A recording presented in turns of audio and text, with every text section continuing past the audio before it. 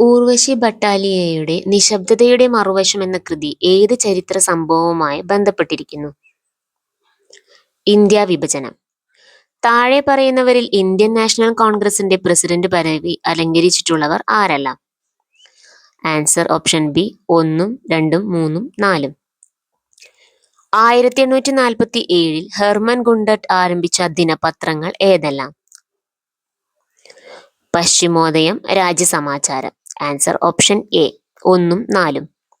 വിദ്യാഭ്യാസ മേഖലയിലെ പ്രവർത്തനങ്ങൾ കണക്കാക്കി 2025 കേരള ജ്യോതി പുരസ്കാരത്തിന് അർഹനായ ചരിത്രകാരൻ കൂടിയായ വ്യക്തി?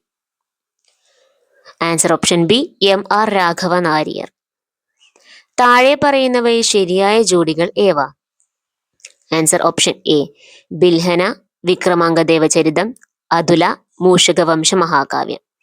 വിഷ്ണു ശർമ്മ പഞ്ചതന്ത്രം, കൽഹണ രാജതരംഗിണി.